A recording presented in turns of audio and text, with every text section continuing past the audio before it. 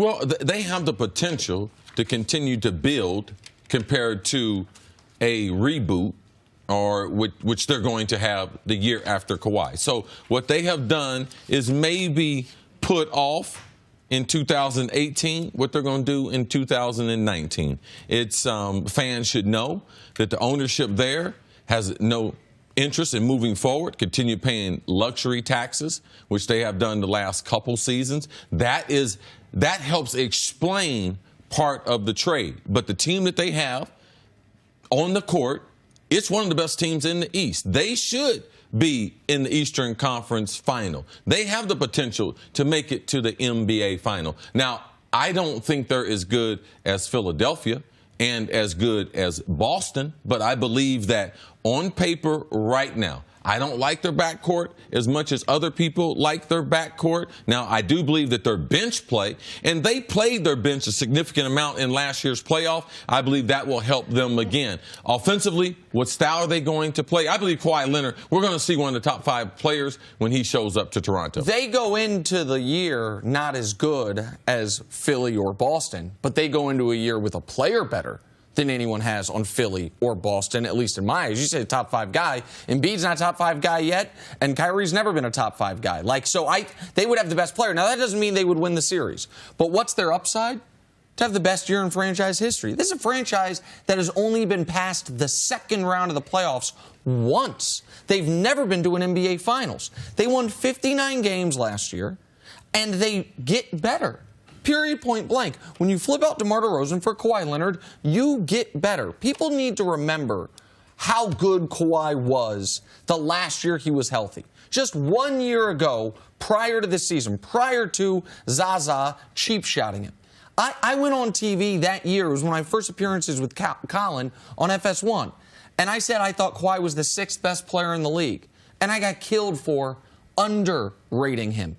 The last 2 years he was healthy, he took the first-team All-NBA spot forward next to LeBron James, ahead of a healthy Kevin Durant. Wow. The last 2 years he was healthy, he finished in front of LeBron in MVP voting.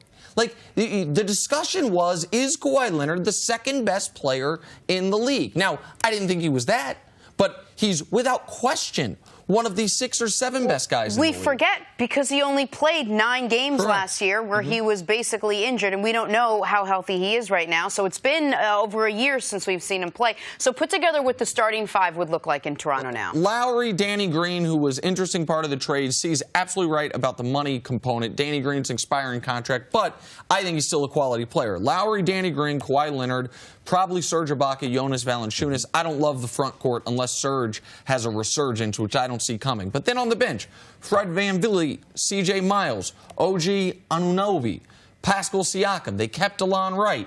So that's a deep team that, once again, won 59 games last year. Yeah, and people should recognize that something that you had talked about, teams in the East, that being Boston, Philadelphia, and Toronto.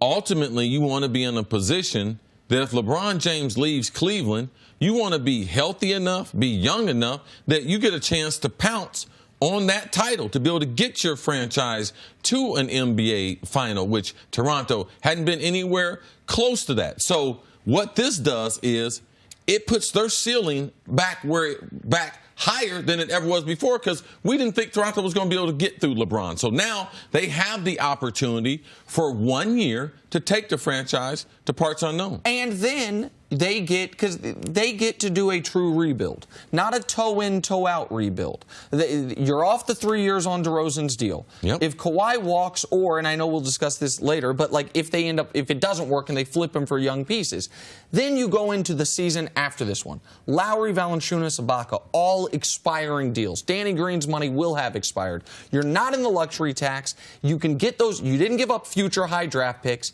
And one thing people need to understand about the luxury tax, I just want to, so people get it. Because people might be like, oh, what's the difference? Why do you care if you pay a few million in luxury tax? I happen to not care about owners paying money. They bought the teams to spend money. But If you pay luxury tax, you then don't receive the luxury tax from other teams. So there's two groups of teams in the NBA. Teams that pay the luxury tax, teams that receive it. So the difference between being over the tax line by $1 million isn't just the million you're paying. It's that you're not getting your share of all the other teams that are tax teams. They distribute it to the other owners. That is interesting to Toronto. That's why, underrated part of this trade with San Antonio also sent them $5 million. Yes. Like, that's a telltale sign that, so money is a factor here. The other issue is the possibility of Toronto taking Kawhi, seeing how he does, and then maybe flipping him and trading him with, say, the Lakers or Clippers, whoever it is, a little bit down the road. Is that on the table? I believe that's real, and that should be part of the conversation. I believe it's a very good question. That's more of the question compared to, will Kawhi show up? All right? There's a better likelihood of him showing up and being potentially moved later on than him not just being defiant, not showing up for the physical and not communicating with Toronto. Yes, of course that could happen. If the ownership, this is their plan anyway, it's 6 months earlier, they can kick it in. If you're 10 games behind Boston, Philadelphia, you get an injury earlier in the season. The head coach, you don't know what he's going to run offensively. You don't like what he's doing. There's a chance to get out. I think if Boston all of a sudden, if Mannix is right about Boston, they start off something insane, 30-5, and Kyle Lowry suffers, a hamstring injury, and all of a sudden you're scuttling around, fighting, jockeying with Miami and Milwaukee for the 5 seed. Then you look at Kawhi and say, we can recoup some of our investment here by flipping him. So the question then would be, why would the Lakers do that? If you know that he's leaving Toronto, why would the Lakers be interested? If the Lakers trade for Kawhi, it's not to keep him out of Toronto.